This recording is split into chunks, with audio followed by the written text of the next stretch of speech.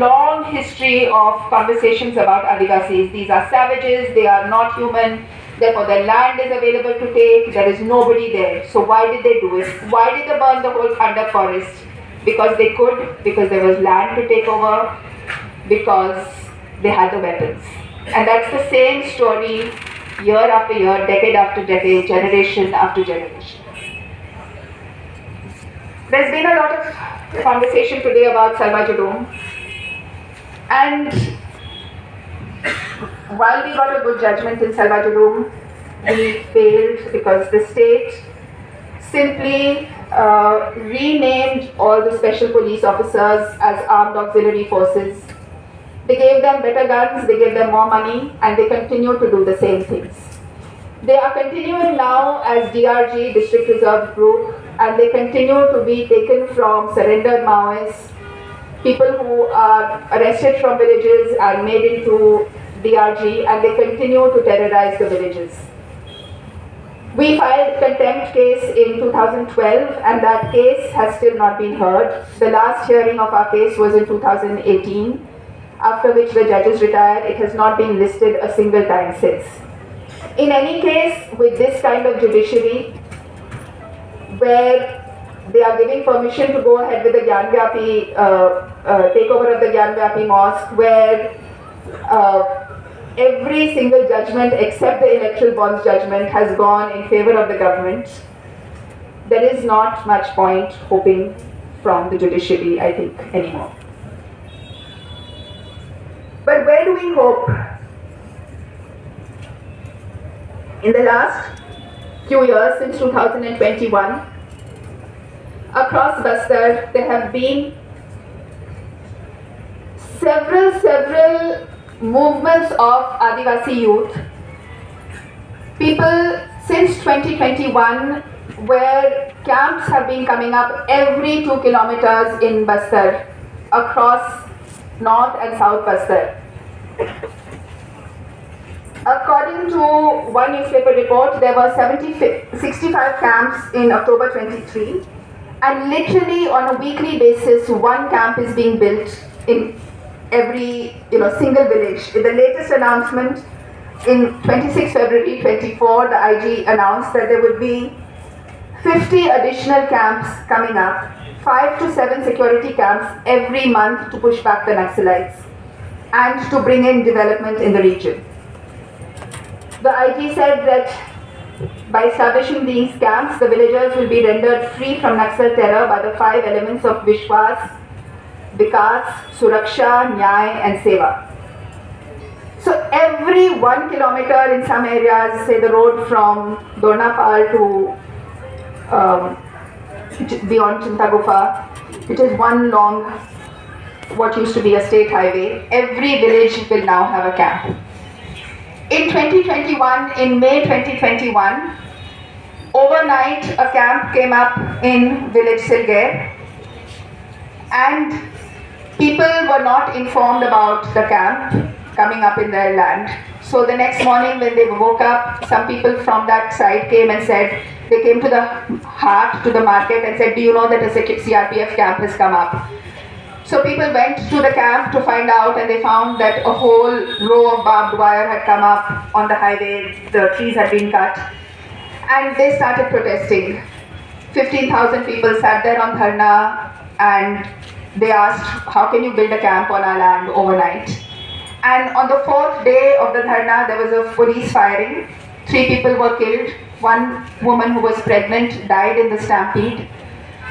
And since then, since 2021 till now, 2024, for the last 3.5, almost 4 years, 3 years, people have been protesting at Silgair, they have been on dharna.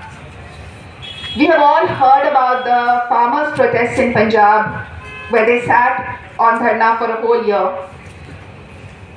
But very few people have heard about the protests being waged by Adivasis across Bastar for the last 3 years, sitting on dharna, and now there are at least 16 dharna sites across, more than 16 across both South Bastar and North Bastar. As new camps come up, people start protesting against these camps coming up on their land. Now, if you look at the location of the camps, the government claims that these camps are necessary to stop Naxalites. And they're also necessary to bring in development. But if you look at the way these camps are structured and the roads that are being built, the 6-lane highways, they are clearly connected to mining sites. So the roads from Belladilla leading out or the roads from Raughat are all surrounded by camps and by wide roads. When these camps come up, people are not, so under the 5th schedule, people are supposed to be consulted under PESA whenever their land is taken to set up a camp or for any other reason. The Forest Rights Act is supposed to apply, so if if the forest is being taken over, then they are supposed to be consulted.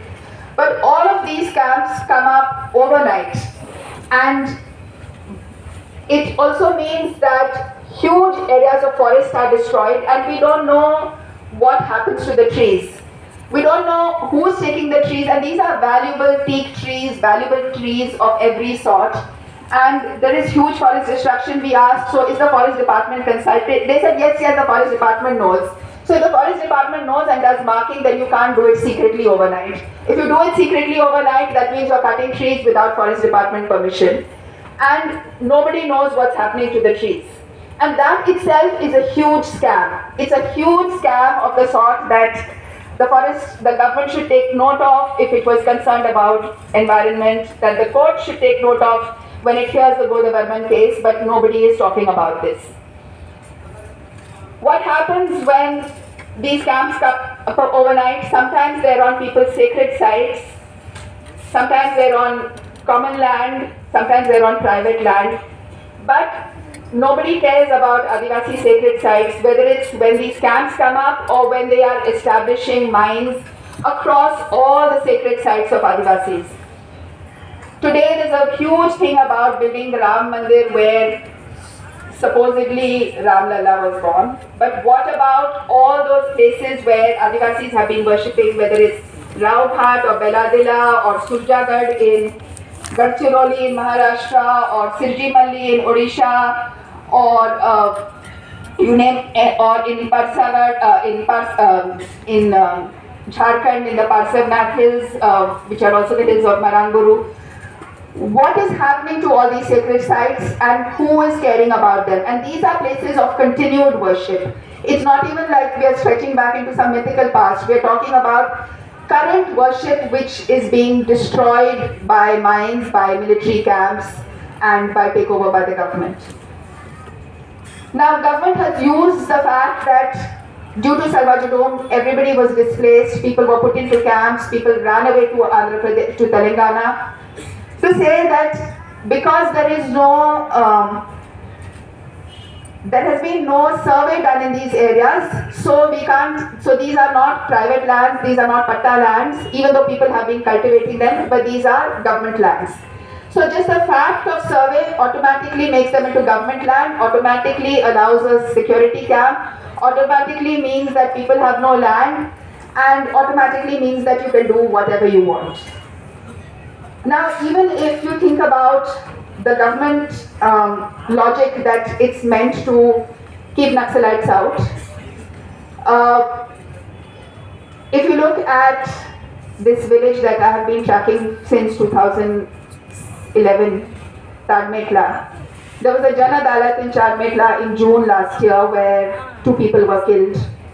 And it's right next to a camp. People know about it. Police are not stopping it. Villagers are unhappy about the Jan Adalat, but nobody is doing anything. And clearly the camps have no relationship to keeping them out. I mean, yes, the Maoist presence in the villages has gone down because of the camps, but it's not really addressing the government. At the same time, fake encounters have increased whenever camps come up. So in the same village, Tadmetla, there was a fake encounter. People who were going to the